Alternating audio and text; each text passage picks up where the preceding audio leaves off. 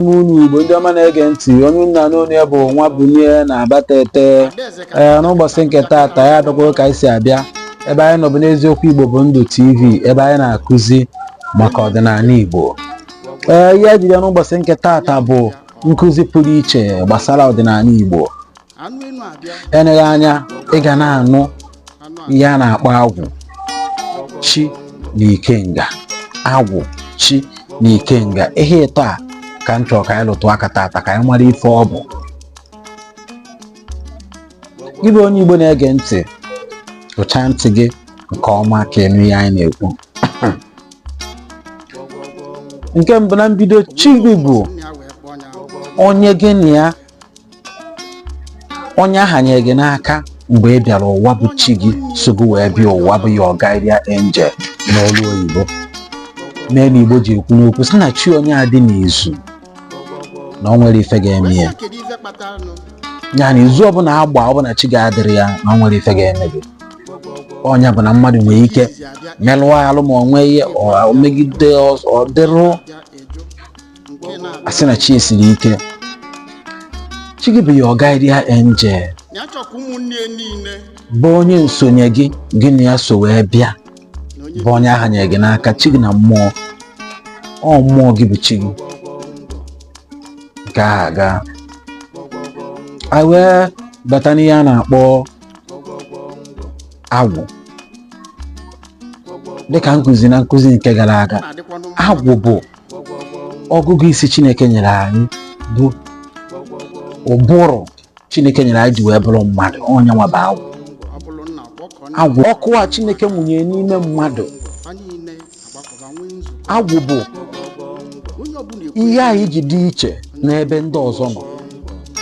Ọgụgụ isi ya agwụ.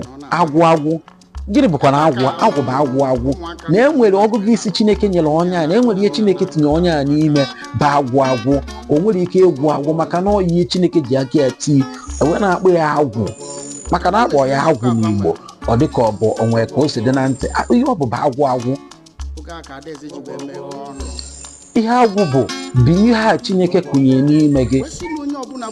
Gị bụ ịbụ onye ọrụ aka, ị na-ịlụchasịa ihe etu ọma karịa nke ndị ọzọ rụ, ị nwere agwụ ya.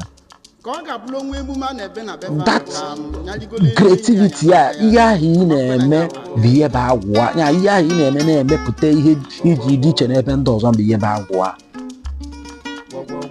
Nke ọzọ bụrụ ikenga. Gịnị bụ ikenga? Ikenga bụ pawa. Ikenga bụ pawa. Asị na ikenga nwoke adịrị ile, ụmụ nwaanyị aṅa ya nkụ. Ikenga bụ pawa. Ihe bụ ikenga bụ pawa iji wee bụrụ mmadụ.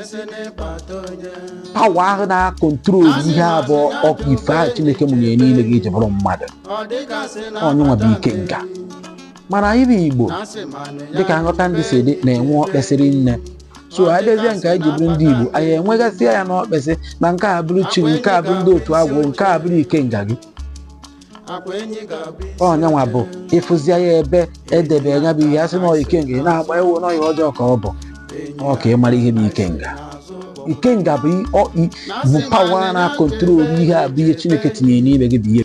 Asụsụ mere anyị bụ Igbo ihe. Asụsụ mere anyị ihe, anyị wee lofuo asụsụ anyị maka na anyị tụfuru omenala anyị. Mgbe ụfọdụ onwe ihe dị aṅa ya bụ a na-ekwu eto maka na ọnya Igbo ka a na-ekwu ya, ọ dị ka ọ bụ ihe ọjọọ ka ọ bụ. Igbo ndị ọma na-ege ntị, onye nna n'onu ya bụ nwa bunye na-abata ete. Ebe ọ bụ na isi wee na-ege anyị ntị, biko echefukwa na ịdị na-emetụla anyị aka na share button, na-atụsara ya ndị ọzọ, na-alaiki, na kọmentị ka ọ wee na-aga. Ekene m unu, asị m ya baalụ na ebe ọ bụla onye anọ na ọ ga-adịrị anyị mma n'ụbọchị nke taata wee dịrị gabazịa. Igbo kwem ya.